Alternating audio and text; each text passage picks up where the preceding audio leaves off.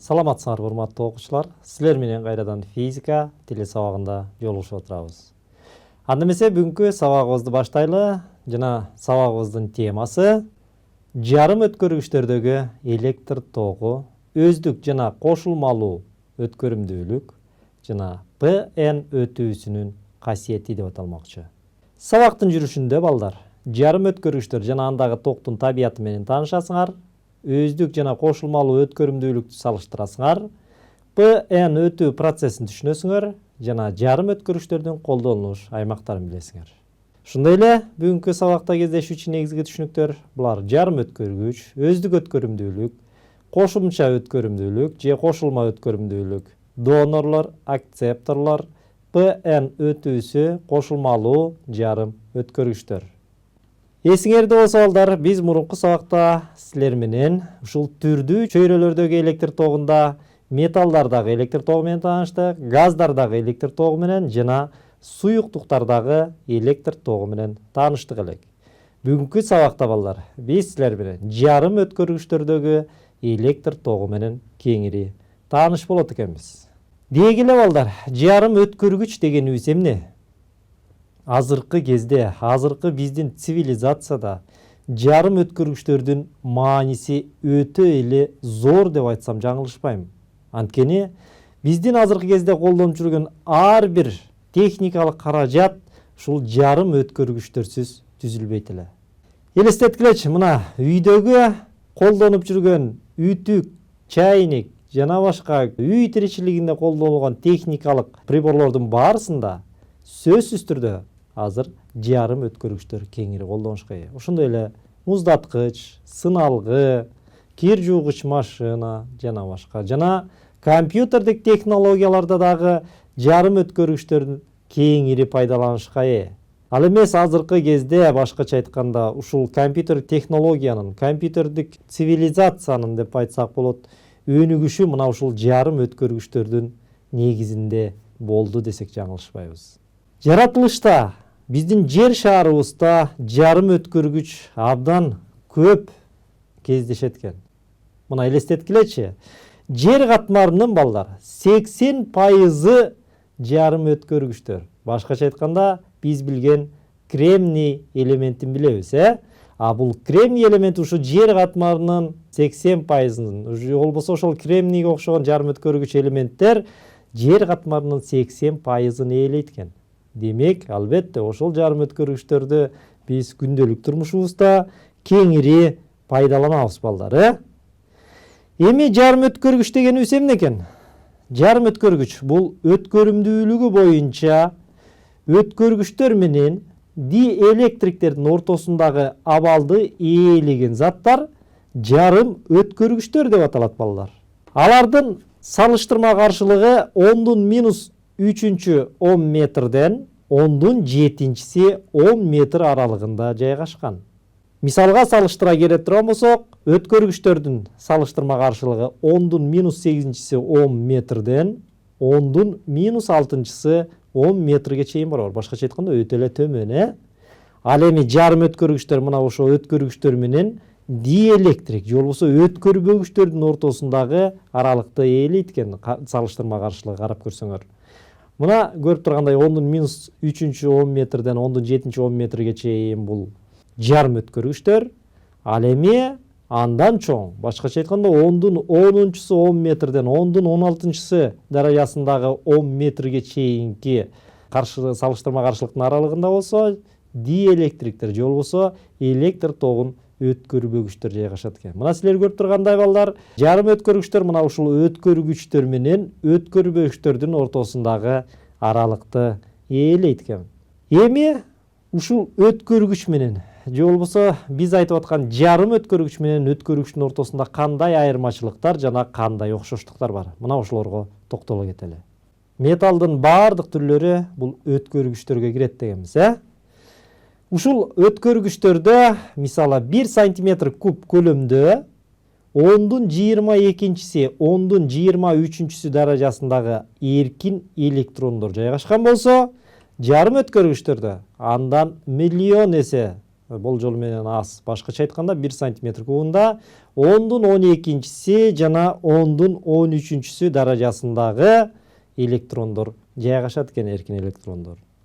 Ошондой эле эгерде металлдардагы каршылыктын температурага болгон көз карандылыгынын графигин көрө турган болсок, ал каршылык температурага түз пропорциялуу деп айтканбыз. Температуранын өсүшү менен каршылыктагы сызыктуу өсөт. А жарым өткөргүчтөрдө кандай болот? Жарым өткөргүчтөрдө тескерисинче болот экен. Башкача айтканда, температуранын өсүшү менен каршылык өспөстөн тескерисинче каршылык төмөндөй баштайт экен балдар. Мына карагылачы. Графиктен көрүнүп тургандай, температуранын өсүшү менен каршылык тескерисинче төмөндөп тургандыгын көрүп турабыз. Бул эмне деген түшүндүрөт? Демек, эгерде жарым өткөргүчтөрдү биз ысыта баштай турган болсок, өткөрүмдүүлүгү өткөргүчтөрдүкүндөй болуп төмөндөбөстөн, тескерисинче жарым өткөргүчтө температуранын жогорулашы менен электр тогунун өткөрүмдүүлүк жогорулайт экен. Башкача айтканда, температуранын жогорулашы менен жарым өткөргүчтө каршылык төмөндөйт. Ал эми өткөргүчтө биз билебиз, температуранын жогорулашы менен каршылыктагы жогорулаганын билебиз. Муну кандайча түшүндүрсөк болот? Демек, жарым өткөргүчтөрдө температураны жогорулатканда, ал жердеги жарым өткөргүчтүн атомдору термелүү кыймылы күчөйт дагы, ал жерден бөлүнүп чыккан, же болбосо атомдун ядросу менен байланышкан электрондор ал байланышты жеңип чыгып, эркин электронго айланып бөлүнүп чыгат. Демек, эркин электрондордун көбөйүшү албетте ал жарым өткөргүчтөрдө өткөрүмдүүлүктү жогорулатат, балдар. Андан кийинкиси. Металлдар жарыктын таасир астында каршылыгын өзгөртпөйт, биз билебиз. Ал эми жарым өткөргүчтөр жарыктын таасир астында дагы каршылыгын өзгөртө алат экен.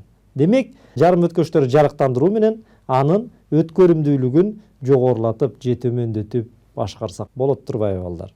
Төртүнчүсү болсо, аз өлчөмдөгү кошулма электр өткөрүмдүүлүгүнө таасир этпейт металлдарда. Ал эми жарым өткөргүчтөрдө аз өлчөмдөгү кошулма электр өткөрүмдүүлүгүн өзгөртөт, балдар.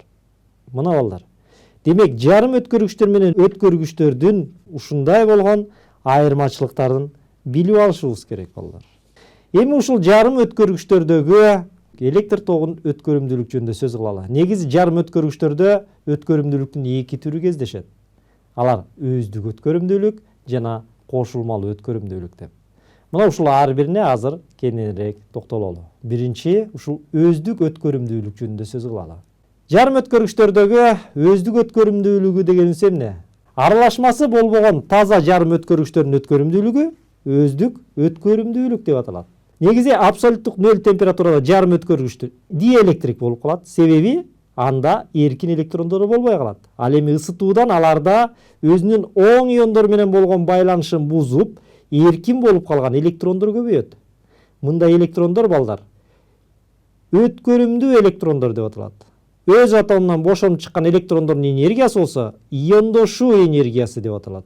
Бул электрондор металлдардагы эркин электрондор сыяктуу мейкиндик торчо боюнча эркин которула алат. Ошондуктан ал жерде биз жогоруда айтып аткандай өткөрүмдүүлүк жогорулайт экен. Ал эми иондошкон атомдордогу кетип калган электрондордун ордуна бош орундар пайда болот. Бул бош орундарды жарым өткөргүчтөрдө көңдөйчө деп да атап жүрүшөт. Мына ушул бош орунду башка электрон келип ээлеп калышы ыктымал. Эгерде бир көңдөйчөгө коңшу атомдун электрону келип аны ээлеп калса, ал жер бош болбой калат. Бирок коңшу атомдо кайра жаңы көңдөйчө пайда болот. Ошентип, электр талаасы жок кезде, балдар, мындай эркин электрондор менен көңдөйчөлөрдүн кыймылы иретсиз башаламан боло берет. Таза жарым өткөргүчтөрдө эркин электрондор менен көңдөйчөлөрдүн саны болжол менен барабар болот да, жарым өткөргүч электр жагынан нейтралдуу болот. Эми эгерде ушул жарым өткөргүчтө электр ток булгана кошсок эмне болот? Анда электр талаасынын таасир астында эркин электрондор талаасынын чыңалыш сызыгына каршы ал эми көңдөйчөлөр оң зарядталган бөлүкчөлөр сыяктуу электронго карама каршы багытка ирээттүү кыймылга келет. Бул жерде электрондордун кыймылын электрондук өткөрүмдүүлүк деп айтабыз. Ал эми көңдөйчөлөрдүн кыймылын, албетте көңдөйчөлөр кыймылдабайт, бирок биз ошол көңдөйчөлөрдүн дагы кыймылдап аткандай болгон абалын көрөбүз. Анткени бир электрон башка орунга келип отурганда, ал электрондун орду же болбосо көңдөйчөсү кайра электронго карама каршы багытта кыймылдап бараткандай болуп көрүнөт балдар. Демек, бул жерде биз көргөндөй көңдөйчөлүү өткөрүмдүүлүктө, башкача айтканда көңдөйчөлөрдүн багыты электрондордун багытына караганда тескери багытта болот дагы. Мында биз жарым өткөргүчтөргө электр тогун кандай деп айтсак болот экен? Демек балдар, жарым өткөргүчтөрдөгү электр тогу жалпы ток. Ошол электрондордун өткөрүмдүүлүк тогу менен көңдөйчөлөрдүн өткөрүмдүүлүк тогунун суммасына барабар экен балдар. Эми жарым өткөргүчтөрдөгү электр тогу дегенибиз эмне? Электр талаасынын таасири астындагы эркин электрондордун жана көңдөйчөлөрдүн карама каршы багыттагы иреттүү кыймылынан биз жогоруда айтып кеткендей жарым өткөргүчтөрдөгү электр тогу алынат балдар. Мына демек бул биз айткан ушул жарым өткөргүчтөрдөгү өздүк өткөрүмдүүлүк болду. Эми жарым өткөргүчтөрдөгү кийинки өткөрүмдүүлүктүн түрү бул кошулмалуу өткөрүмдүүлүк деп айтабыз. Кошулмалуу өткөрүмдүүлүк дегенибиз эмне? Кошулмалуу деп өзү эле айтып турат, Демек, жарым өткөргүч элементке кандайдыр бир башка элементтин кошулмасы кошулганда ал жердеги өткөрүмдүүлүктү өзгөртсөк болот экен. Мына ушундай негизде түзүлгөн жарым өткөргүчтөр кошулмалуу өткөрүмдүүлүккө ээ экен. Эми кошулмалуу өткөрүмдүүлүктү дагы түшүнгөнгө аракет кылып көрөлү. Кошулмалуу өткөрүмдүүлүк дегенибиз эмне? Таза эмес, кошулмалары бар жарым өткөргүчтөрдүн өткөрүмдүүлүгүн аралашмалуу же кошулмалуу өткөрүмдүүлүк деп айтабыз балдар. Мурунку мисалга кайрадан кайрылалы. Мисалы, биз көрүп аткан жарым өткөргүч бул кремний элементинин атомдору. Мына кремний элементинин атомдорун карап көрө турган болсоңор, бул 4 валенттүү жарым өткөргүч, мисалы ушу кремнийге 5 валенттүү мисалы мышьякты алып келип атомун жайгаштыра турган болсок, анда кремнийдин валенттүү 4 электрону менен мышьяктын 4 электрону кош электрондук байланыш түзөт да, бир электрон артып калат. Ал электрон өткөрүмдүү эркин электронго айланат. Мындай түрдөгү жарым өткөргүчтүн кошулмасында токтун негизге алып жүрүүчү терс зарядталган коваленттик байланышка кирбей ашып калган электрон болгондуктан бул N тибиндеги же болбосо негатив деген сөздөн алынган жарым өткөргүч деп аталат. Же буларды донордук деп айтабыз. Башкача айтканда өзүнүн электронун берүүчү деп. Эми экинчи учурда эгерде 4 валенттүү кремнийге 5 валенттүү эмес 3 валенттүү мисалы индий кошулса эмне болот? Анда коваленттик байланышка эми электрон жетпей калат да, көңдөйчү ашык болуп калат. Жарым өткөргүчтөрдүн мындай тиби P тибиндеги деп аталат, же болбосо позитив деген сөздөн алынган. Демек, мындай жарым өткөргүчтөр акцептордук же болбосо P тибиндеги же кошуп алуучу деп аталат. Себеби бул аралашмада же кошулмада электрон жетишпейт. Ошондуктан ал кошуп алууга даяр деген мааниде башка электронду. Ошентип кошулмалуу же аралашмалуу жарым өткөргүчтөр N тибиндеги зарядтын негизге алып жүрүүчүлөр электрондор болушкан, жана P тибиндеги зарядтын негизге алып жүрүүчүлөр көңдөйчүлөр болушкан эки типте болоору аныкталган экен балдар. Демек, биз айтып кеткендей N тибиндеги жарым өткөргүчтөрдө зарядты алып жүрүүчүлөр бул электрондор болуп эсептелет, албетте терс зарядты алып жүрөт. Жана буларды биз айтып кеткендей донордук кошулмалар деп атабыз. Донордук дегенибиз, донор деген сөздү баарыбыз билебиз, Мисалы, кандын донору деп коет, кан тапшырган, өзүнүн кишини донор деп айтабыз. Ошол сыяктуу эле бул жерде өзүнүн электронун берген атом донор, же болбосо кошулма донордук кошулма болуп саналат. Ал эми P тибиндеги дегенибиз экинчи учурдагы мисалы индий кошулмасын карап көрдүк, Мында P тибиндеги жарым өткөргүчтөр оң зарядты алып жүрүүчү, же болбосо негизги зарядты алып жүрүүчүлөр болуп көңдөйчүлөр эсептелинет дагы. Булар акцептордук кошулмалар экен дедик. Башкача айтканда, акцептор деген өзүнө кошуп алуу өзүнө кошуп алуу, донорго окшоп электронду бербестен тескерисинче бош орунга өзүнө башка электронду кошуп алуучу болуп саналат экен балдар. Мына балдар. Демек, биз билгенде жарым өткөргүчтөрдүн эки тиби болот экен. Кошулмалуу өткөрүмдүүлүктөгү булар донордук электронун берген жана акцептордук электронду кайра кошуп алган. Жалпысынан бөлүп карай турган болсок, бул жарым өткөргүчтөрдөгү өткөрүмдүүлүк экиге бөлүнөт дедик, өздүк жана кошулмалуу. Ал эми өздүк өткөрүмдүүлүктө электр зарядын алып жүрүүчүлөр болуп электрондук жана көңдөйчөлүү эсептелинет дедик. Электрондук бул терс зарядты алып жүрөт, ал эми көңдөйчөлүү оң заряд. Ал эми кошулмалуу бөлүнөт дедик, донордук жана акцептордук деп. Мына балдар, демек жарым өткөргүчтөрдүн өткөрүмдүүлүгү жөнүндө дагы жакшы эле маалымат алдык окшойт. Азыр болсо ушуларды бышыктоо иретинде бир суроого жооп берели дагы, андан кийин сабагыбызды уланталы. Анда эмесе суроого көңүл бурам. Валенттик байланышты камсыздаган электрондору жетишсиз кошулмалар кандай деп аталат? Биринчи донордук, экинчи акцептордук. Мен оюмча бул суроого оңой эле жооп бердиңер болуш керек. Албетте туура жооп акцептордук деп айтканбыз, экинчиси акцептордук. Эми сабагыбыздан ары уланталы. Азыр болсо ушул ПН тибиндеги же болбосо ПН өтүүсүнүн касиеттерин карайлы. Биз жогорку мисалдарда айтып кеткендей, П тибиндеги жана Н тибиндеги жарым өткөргүчтөр деп атабыз, Эми эгерде ушул эки жарым өткөргүчтөрдү бириктирсек, жакындатсак эмне болот? Анда бул эки жарым өткөргүчтөрдү жакындаткан чекте диффузия кылышуунун натыйжасында электрондор боштукту же болбосо көңдөйчүлөрдү көздөй кыймылдайт экен дагы, ал жердеги көңдөйчүлөргө отурукташып, ушул эки типтеги жарым өткөргүчтөрдүн чегинде жабык катмар деп аталган кандайдыр бир катмарды түзүшөт. Бул жабык катмардын кызматы эмне? Демек, электрондор көңдөйчүлөргө өтүп, демек электрондордун орду оң зарядталып калат дагы, ал эми көңдөйчүлөрдүн орду терс зарядталып калат дагы. Ушул катмарда электр талаасы пайда болот, ушул катмардын чегинде. А бул электр талаасы электрондорду көңдөйчүлөрдү көздөй өткөрүүгө тоскоолдук кылат жана көңдөйчүлөрдү тескерисинче электрондорду көздөй өткөрүүгө тоскоолдук кылат дагы. Ошондуктан жабык катмар деп аталгандыгы ушундан. Эми эгерде ушул жарым өткөргүчтөрдүн эки жагына ток булагын туташтыра турган болсок эмне болот? Мисалы, N тибиндеги жарым өткөргүчкө оң булагын оң уюлду, ал эми P тибиндегиге терс уюлду бириктирсек, анда эмне болот?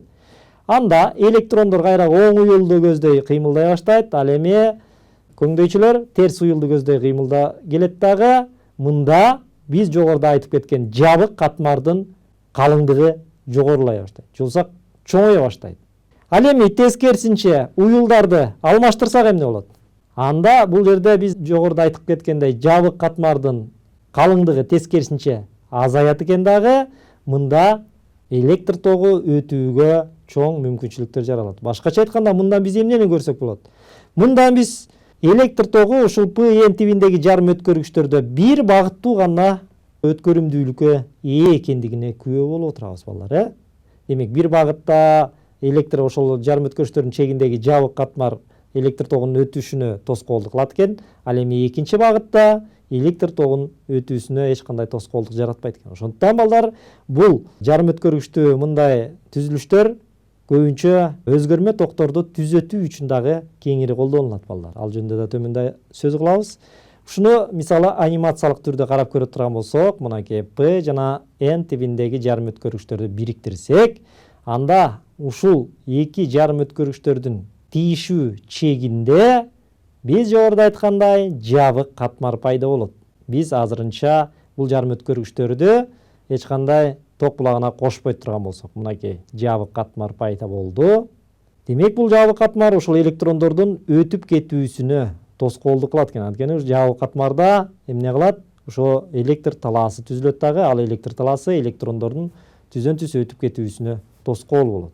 Ал эми буларды ток булагына туташтырсак, анда биз жогоруда айтып кеткенде бул жерде токтун өтүшү бир жактуу гана болот. Мына вольт ампердик мүнөздөмөсүндө карап көрө турган болсок, чыңалуунун чоңоюшу менен ток күчү дагы кандай формада өзгөрүп аткандыгын көрүп атасыңар. Мынакей бул жерде оң жана терс уюлду бириктирип атабыз. Эгерде уюлдарды алмаштырсак анда эмне болот? Жанагы катмарыбыз андан ары дагы чоңоюп атат, балдар.